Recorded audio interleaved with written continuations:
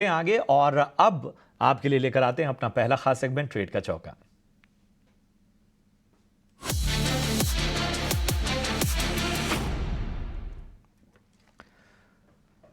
अमोल जी, good afternoon. सबसे पहले मैं आपके पास आना चाहूंगा, बताइए शुरुआती दौर में ट्रेडिंग के मौके आप कहां देख रहे हैं? जी नमस्ते एंड गुड आफ्टरनून। मुझे एक अपोलो हॉस्पिटल अच्छा लग रहा है पोजिशनल पॉइंट ऑफ व्यू से। 6390 के आसपास चल रहा था। पोजिशनल टारगेट्स निकल के आ रहे 6600 और 6650, जो उसका प्रीवियस स्टॉक के आसपास तक ये बाउंस बैक कर सकता है। और स्टॉप लॉस उसका रहेगा 6250 का। आई थिंक एक रिवर्सल फॉर्मेशन के बाद स्टॉक में एक कंसिस्टेंटली हायर बॉटम फॉर्मेशन बना है। 20 डे सिंपल मूविंग एवरेज के ऊपर कंफर्टेबली ट्रेड हो रहा है। मुझे लगता है कि ये टेक्सचर मीडियम टर्म के हिसाब से अच्छा है। अगर यही मोमेंटम कंटिन्यू रहता है तो आने वाले दिनों में ये स्टॉक में अच्छा खासा टेक्निकल रैली देखने को मिल सकता है। और दूसरा मैं एक रेंज ब्रेकआउट फॉर्मेशन के साथ जाना चाहूंगा। एक मुथूट फाइनेंस एक इंटरेस्टिंग लेवल के आसपास ट्रेड हो रहा है अभी।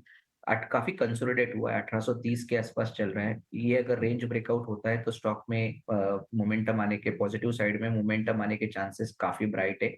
1950 तक के लेवल निकल के आ रहे हैं और स्टॉप लॉस उसका रहेगा 1785 का। तो मुथूट फिनांस और अपोलो हॉस्पिटल 6600 6650 तक के लक्ष्य के लिए, मुथूट फिनांस की बात करें तो 1950 तक के लक्ष्य के लिए आपको यहां पर खरीदारी की राय मिलती हुई अमोल जी से। बढ़ते हैं आगे। आदित्य, मैं आपके पास आना चाहूंगा, बताइए आज आपकी पसंद क्या है? भरपूर एक्शन है प्रशांत स्टॉक्स में। तो दो बाय रिकमेंडेशन के साथ जाना चाहूंगा। पहला है बीपीसीएल। बहुत अच्छा बाइंग हमें देखने मिल रहा है तीनों स्टॉक में, बीपीसीएल, आईओसी, एचपीसीएल में। तो बीपीसीएल का चार्ट स्ट्रक्चर मुझे अच्छा लग रहा है फिलहाल। मतलब यहाँ पे 330 का टारगेट आएगा, 292 का स्टॉप लॉस लगाना है। एक अच्छा कंसोलिडेशन हो रहा है और इंटरेस्टिंग है कि कंसोलिडेशन से वॉल्यूम पे ब्रेकआउट आता हुआ दिख रहा है मुझे स्टॉक में। तो ये आने वाले दिनों में मुझे लग रहा है हायर हाइज यहाँ से देखने मिलेगा, तो बीपीसीएल पे पहला बाई रहेगा। दूसरा ऑटो सेक्टर में से टाटा मोटर्स बहुत इंटरेस्टिंग लग रहा है। हमने देखा मारुति में एक बहुत अच्छी चाल आई और वो फॉलो थ्रू मूव अब टाटा मोटर्स में मुझे लग रहा है कहीं ना कहीं देखने मिलेगा। एक ब्रेकआउट के कगार पे है स्टॉक अपने चैनल के अपर एंड से। 1030 के ऊपर अगर सस्टेन करता है तो वहाँ पे ब्रेकआउट आ जाएगा। 1100 का लक्ष्य लगा है यहाँ पे, 970 का स्टॉप लॉस लगा है। थोड़ा पोजिशनल रहेगा ये, लेकिन मुझे लग रहा है यहाँ पे एक बहुत अच्छी अप मूव चाल हमें देखने मिलेगा टाटा मोटर्स में। बिल्कुल, तो टाटा मोटर्स पर खरीदारी की राय 1100 रुपए प्रति शेयर तक के लक्ष्य दिखाई दे सकते हैं। और ऑयल मार्केटिंग कंपनीज में से बीपीसीएल पर भी खरीदारी की राय दी है, 330 रुपए प्रति शेयर तक के लक्ष्य। आगे बढ़ते हैं और कोल इंडिया पर नजर डालते हैं। निफ्टी 50 का टॉप गेनर है आज के ट्रेडिंग सेशन में। करीब 2.5% की तेजी इस स्टॉक पर दिखी है। इनफैक्ट कोल इंडिया ही नहीं, एनर्जी रिलेटेड कई सारे स्टॉक्स हैं जहां पर एक्शन है।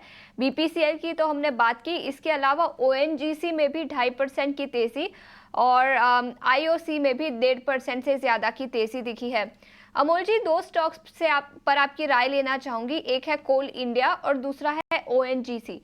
दोनों ही स्टॉक्स पे 2.5% से ज्यादा की तेजी दिखी है, लेकिन चार्ट्स पर क्या राय बनती है? दोनों ही अगर हम शॉर्ट टर्म टाइम फ्रेम में देखते हैं तो दोनों ही स्टॉक शॉर्ट टर्म में हिसाब से अगर मैं देखता हूँ तो बुलिश साइड पे ही है। और ये टेक्सचर बता रहा है कि बुलिश जो मोमेंटम है वो कंटिन्यू रहने के चांसेस है। अगर हम कोल इंडिया के बारे में देखते हैं तो हायर बॉटम फॉर्मेशन है। एक्चुअली लास्ट रैली में स्टॉक ने इतना कंट्रीब्यूट किया नहीं था, बट कहीं ना कहीं अभी ये कंसोलिडेशन से बाहर निकल रहा है, हायर बॉटम फॉर्मेशन है। तो मेरे लिए इम्पोर्टेंट लेवल रहेगा शॉर्ट टर्म ट्रेडर्स के लिए 490 और 480। ये दोनों दो इम्पोर्टेंट सपोर्ट्स लेवल रहेंगे। अगर उसके ऊपर रहता है तो ये स्टॉक वापस से 520 525 की तरफ शॉर्ट टर्म में जा सकता है। और अगर हम ओएनजीसी में देखते हैं तो ओएनजीसी में ये मंथ में अच्छा खासा रैली आया था, एक 13% का तक के गेन्स देखने को मिले थे। ब्रेकआउट किया था, ब्रेकआउट के बाद एक ब्रेकआउट कंटिन्यूएशन फॉर्मेशन स्टॉक ने कंटिन्यू रखा है। I think bullish momentum continue है। 300 एंड 295 एक सैक्रोसैंट सपोर्ट लेवल के काम करेंगे। अगर उसके ऊपर ये स्टॉक रहते हैं तो आई थिंक ये जो बुलिश टेक्सचर है वो कंटिन्यू रह सकता है और आने वाले दिनों में 310 315 तक के भी लेवल देखने को मिल सकते हैं। तो ओएनजीसी पर पॉजिटिव नजरिया, 310 से 315 तक के लेवल्स इस स्टॉक पर दिखाई दे सकते हैं। डेटा पैटर्न्स के स्टॉक पर नजर डालते हैं। पिछले कुछ आधे घंटे में न्यूज आई जिसके चलते 5.5% की तेजी सडनली इस स्टॉक पर दिखी। कंपनी को DRDO से नए ऑर्डर्स मिले हैं और कंपनी ने एक्सचेंजेस को ऐसा बताया कि रेडार सिग्नल प्रोसेसर बनाने के लिए ये नए ऑर्डर्स है, जो रेडार सिस्टम्स बनाने का एक बेसिक रॉ मटेरियल होता है। तो कई बड़े ऑर्डर्स मिले हैं जिसके चलते इस स्टॉक में सडनली एक स्पाइक दिखा। आदित्य, आपसे पूछना चाहूंगी, टेक्निकल्स पर देखें तो क्या ये मोमेंटम कंटिन्यू हो सकता है? बिल्कुल आशीष, मुझे लग रहा है कंटिन्यू होगा। एक छोटा डिस्क्लोजर देना चाहूँगा कि स्टॉक ऑलरेडी हमारे क्लाइंट्स को रिकमेंडेड है। ऊपर की तरफ यहाँ पे टारगेट्स, पहले पहले टारगेट आएगा 3650 का, दूसरा टारगेट आएगा 4000 का। तो 3650 4000 दो टारगेट्स के लिए खरीदारी करिए। अगर आपने अपॉर्चुनिटी मिस की, 5.5% ऊपर है स्टॉक अभी, लेकिन अभी भी खरीदारी कर सकते हैं। बहुत शानदार वॉल्यूम है आज के ट्रेडिंग सेशन पे। बहुत इंटरेस्टिंग शीशा देखने का ये है कि 3 दिन पहले हमने एक शार्प अपमूव देखा था 5 जुलाई को, और बहुत अच्छे वॉल्यूम्स पे था। उसके बाद 3 दिन का एक कूल ऑफ फेज आया जिसमें वॉल्यूम एकदम भी नहीं था, और आज एकाएक वॉल्यूम के साथ स्टॉक वापस ऊपर जा रहा है 6% ऊपर। तो ये बहुत ही हेल्दी साइन है कि करेक्शन पे वॉल्यूम नहीं है और अपमूव्स में ब्रेकआउट पे वापस से वॉल्यूम आ गया। तो मुझे लग रहा है ये डेफिनेटली कंटिन्यू करेगा, और करंट लेवल से वही खरीदारी करे। 3200 का स्टॉप लॉस लगाए और 3650 4000 के टारगेट्स लगाए अपने ऊपर में। बिल्कुल, तो नजरिया काफी पॉजिटिव है डेटा पैटर्न्स पर। नए ऑर्डर विंस के चलते स्टॉक में अच्छी खासी तेजी दिखी है और ये मोमेंटम कंटिन्यू होता हुआ नजर आ। कुछ और स्टॉक की ओर फोकस करते हैं। इन सब के बीच में आज इंडिजीन के स्टॉक को ज़रा सामने लेकर आते हैं। माइक्रोसॉफ्ट के साथ लंबी अवधि के लिए इंडिजीन के करार की बात सामने आई है और उसका इम्पैक्ट हम साफ तौर पर स्टॉक पर देख पा रहे हैं। 3.5% से ज़्यादा की तेज़ी यहां पर नज़र आ रही है। RVNL आज एक बार फिर फोकस में है। हमने आपको बताया था कि किस तरह से लगातार ऑर्डर मिलने की वजह से वहां पर एक बेहतर ट्रेंड नज़र आ रहा है। तो क्या जिनके पास पहले से है अब उन्हें मुनाफा वसूली का समय है, या आगे और बेहतर ट्रेंड नज़र आ सकते हैं? आदित्य, मैं आपके पास ही आना चाहूँगा।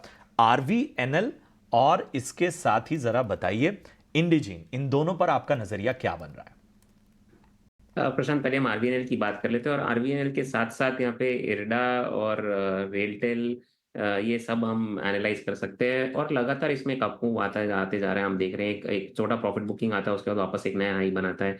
आरबीएनएल अपने नए ऑल टाइम हाइस के पास ट्रेड कर रहा है। डेफिनेटली फ्रेश एंट्री इस लेवल्स पे रेकमेंड नहीं करूंगा मैं, क्योंकि रिस्क टू रिवॉर्ड फेवरेबल नहीं है। नीचे सपोर्ट 550 का और ऊपर में लक्ष्य यहाँ पे 700 का आता है, तो रिस्क टू रिवॉर्ड के लिहाज से फेवरेबल नहीं है। अगर आपके पास ऑलरेडी है स्टॉक तो डेफिनेटली बने रहे, क्योंकि मोमेंटम अभी तक भी लूज नहीं हुआ, अभी तक भी मोमेंटम है। तो बने रहे। नीचे स्टॉप लॉस आपको लगाना है, trail stop loss between 550 to 600, और पहला टारगेट यहाँ पे 700 का होगा। अगर हम इरडा की बात कर ले तो वो भी कुछ 7% 8% तेज है, और मुझे लग रहा है कि यहाँ पे भी मोमेंटम जो है अपसाइड वो कंटिन्यू हो रहा है। 300 लेवल्स तक टेस्ट कर सकता है स्टॉक, और नीचे में सपोर्ट है 250 का। अगेन यहाँ पे भी मैं फ्रेश एंट्री पॉइंट लेने की नहीं सलाह दूंगा। तो ये दोनों ही स्टॉक्स में।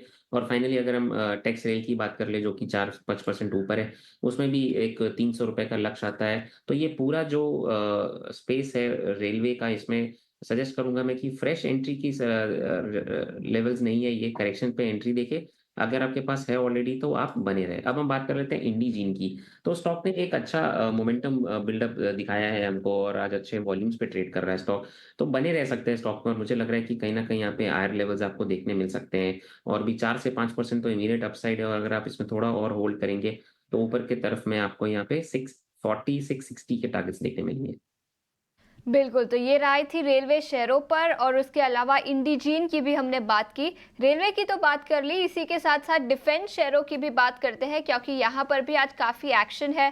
कोचिन शिपयार्ड और गार्डन रीच शिप बिल्डर्स दोनों ही स्टॉक्स 5% की ऊपरी सर्किट में लॉक्ड इन है। दोनों ही शेयर पर आदित्य, आप ही से पूछना चाहूंगी, रेलवे शेयरों में तो आपने कहा फ्रेश पोजिशंस की सलाह नहीं देंगे, क्या डिफेंस में भी यही सलाह रहेगी? सिलेक्टिव प्ले रहेगा आशीषा। मुझे लग रहा है कि जैसे कि मजगांव डॉक की अगर हम बात कर ले, तो मुझे लग रहा है कि यहाँ पे फ्रेश एंट्री अगेन अवॉइड करना चाहिए। बहुत स्क्यूड है, risk to reward again favourable नहीं है, ओवरबॉट है ये सारे स्टॉक्स। अगर इनमें से मुझे कोई एक स्टॉक पिक करना हो between Mazagon dock, Cochin shipyard, Paras defence, तो मे बी कोचिन शिपयार्ड में अभी भी मोमेंटम है। खरीदारी की सलाह दूंगा मैं करंट लेवल्स पे। नीचे स्टॉप लॉस लगाए 2650 का, और ऊपर में आपको टारगेट्स यहाँ पे 3000 और 3200 के देखने मिलेंगे। तो पहला टारगेट रहेगा 3000 का, दूसरा टारगेट रहेगा 3200 का, और नीचे स्टॉप लॉस हमको लगाना है 2700 से लेके 2680। ये एक स्टॉक है जिसमें मुझे लग रहा है कि अभी भी थोड़ा अपसाइड लेफ्ट है और यहाँ पे खरीदारी फ्रेश कर सकते हैं।